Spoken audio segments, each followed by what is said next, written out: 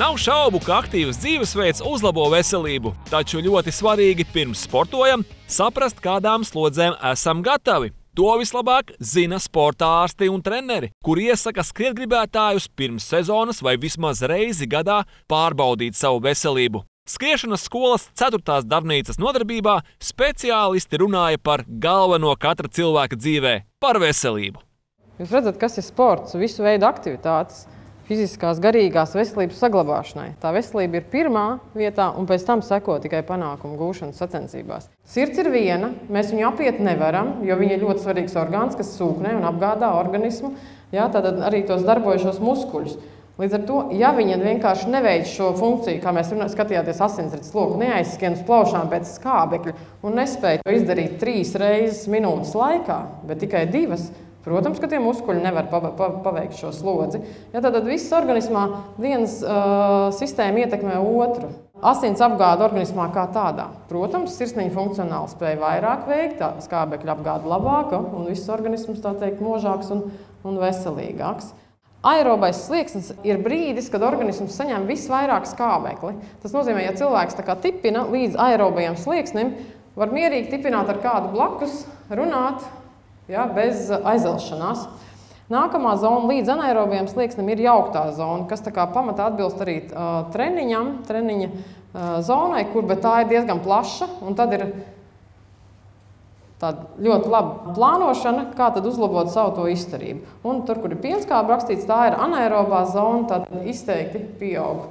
Pienskābe jau ir skābekļa deficīta apstākļi, tātad iestājas nogurums, un šī slodze jau ir ierobežota laikā. Protams, ka šīs sliekšņu lielums, es neesmu tiešām viņas tur ierakstījusi, ir katram cilvēkam individuāls. Ir svarīgi ļoti tas pēdējais punkts, tā sociālā loma. Ja grib, lai bērni sporto, jāsporto vecākiem. Bet tā ir. Ja grib, lai bērni lasa grāmatas, kam jālasa? Vecākiem jālasa. Lai tas būtu kā norma. Tāpēc, man liekas, ir ļoti apsveicami šie visi pasākumi, kas notiek, kur tā kā tiek aicināti visi, kur visi var piedalīties. Bet, ja mēs runājam par maratonu vai kaut vai mazo distanci, ja skrien kopā ar bērnu, tad ir jāskrien bērnu tempā. Nevar teikt, davai, vēl, ja? Tad ir mazs solis pašam ir atpakaļ. Jebkurā gadījumā arī tur ir teikts, ka tie, kas nav aktīvi bijuši kaut vai 10 minūtes vai ilgāk, viņi jāsāk veicināt. Ja? Un tad jau viņiem iepatīkās, viņi gūst pārliecību un tad jau tā sportošana aiziet. Tas, ko mēs šogad esam ieviesuši vienu jaunu lietu, ko mēs izplatīsim pilnīgi visiem dalībniekiem, būtībā tāds neliels sevis pārbaudas tests. Ja? Un, principā tie ir nelieli 8 jautājumi, uz kuriem var atbildēt ar jā vai nē. Un, principā, ja kaut uz vienu no šiem jautājumiem atbild ar jā, tad tas nozīmē, ka ir vērts tas, ko mēs kā organizatori iesakām, aiziet pie ārsta un pārbaudīties. Ja. Un šie jautājumi ir sākot no vienkāršiem, bet sarežģītākiem, ja, sākot ar to, ka, vai tu smēķē, piemēram, ja tu atbild ir jā, un ja tu tiešām tas skriet garo distanci, tad tomēr ir jākonsultēties pie ārsta. Ja. Un beidzot ar tādiem jautājumiem, ja, vai kāds tavā ģimenē, ir bijis ar sirds slimībām slimojis, vai tu ārstējies dotā brīdī pēc kaut kāda slimība, ja? Vai tev ir bijuši kaut kādi ģīboņi, piemēram, ja? Vai tev ir augsts holesterīns, vai tev ir augsts asinsspiediens. Dažādi šādi jautājumi, kurus mēs esam izveidojuši sadarbībā ar mūsu ārstiem, mūsu partneriem, ar sporta laboratoriju, tāpat konsultējoties arī ar Pasaules veselības organizāciju. Ja? Tā kā šie ir visi, padomi, kas, principā, neliels tests, kā jūs teicat, izējam cauri, apskatāmies, ja varam atbildēt jā, tad tas ir veids, kā mēs, vismaz mudinām nočekot savu veselību. Treniņa daļas pats par sevi ļoti svarīgi, to jau jūs esat runājuši, iesildīšanās, pamatdaļa, atsildīšanās un stiepšanās vingrojumi, tā ir biežākā kļūda, ko cilvēki domā, ka pastiep muskuļus un tādējādi viņi iesildās vai atsildās. Tātad iesildīšanās mērķis ir sagatavot visu organismu slodzei. Sirsniņu, kā mēs runājām, viņai taču no tiem miera, piemēram, 6 litriem, ko viņa sūknē, jāpalielina izsvied vismaz uz kaut kā 12 litriem. Tātad, lai šis process notiktu pakāpeniski. Arī, ja cilvēkam ir trauma, viņam ir vajadzīga slodze. Ja viņš nevar skriet, jo viņam ir mežģīta potīte, venderpress, muguriņu, forši var nostiprināt tajā laikā. Ja?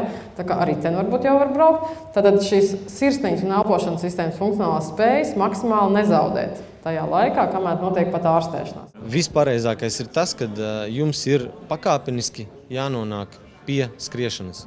Nedrīkst neadaptētam ķermenim sākt skriešanu uzreiz. Tātad visvienkāršākā metode, kā var darīt, tas ir, pieņemsim, 5 minūtes iesildīties, 30 sekundes iet, 30 sekundes skriet. Ja? Tātad sirds muskulatūra pamazām pāries uz to režīmu, kas būs labvēlīgs un to 5 minūšu vai 10 minūšu laikā adaptēsies, un jūs varēsiet sākt nepārtrauktu skriešanu. Tas ir vienkāršam cilvēkam, kurš tikko nopircis skedus, kā jūs sakiet, ja? Tad tas ir visvienkāršākais veids, kā nenodarīt sev pāri, izmantojot soļošanu un skriešanu tā, lai jūs varētu mierīgi sarunāties un elpot netraucēti, un tas jums neradīs diskomfortu.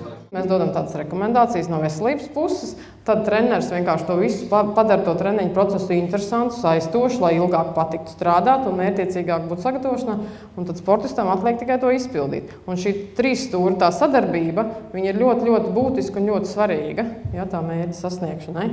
Kad vienkārši treniņā, kad varbūt nevajadzētu vairāk skriet, kad var cilvēks sajust, ka viņam... Nu, noteikti treniņa procesā visiem ir jāatcerās, kad jāizmanto dzērieni vai ūdens un nedrīkst ķermeni dehidrēt. Ja, un tad noteikti daudzas pazīmes ir tādas, kad zosāda vai nedaudz mainās apkārtējā vizuālā bilde vai nestabils solis paliek. Ja, tie visi rādītāji jāņem vērā.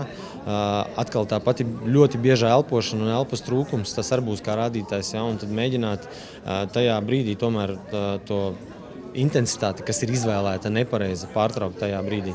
Un, kas atpūtas, laikam, tad arī atkal var mierīgi. Jā, tad ir vienkārši jāizvērtē, kādas ir sekas tajā brīdī, un tad atkal var turpināt, bet tādā pašā dienā es rekomendētu zemāku slodzi. Un otrkārt, ja kas attiecās uz vispārējo cilvēka pašsajūtu treniņu procesā, ja viņš trenējās daudz un varbūt pārgalvīgi, ja, tad tomēr jāskatās garastāvokļa maiņām, jāskatās miegam, jāsako līdzi, kāds pieceļās cilvēks no rīta, vai viņš ir izgulējies, vai viņš neizgulējies, kāds viņam ir garastāvoklis pa dienu, vai viņš ir saguris, vai viņam ir apātisks stāvoklis visu dienu. Tas var būt arī no kā pārtrenēšanās sekas. Ja. Absolūti veselu cilvēku nav. Jā, ir praktiski veseli. Un mēs visi esam praktiski veseli. Mums visiem ir kaut kādas normālas vainiņas. Jā, vienkārši viņus vajag apzināt un tas palīdz, teiksim, daudz labāk skriet, daudz labāk uzturēt savu formā. Jā. Un tikai nāk miegs, ēd gulēt.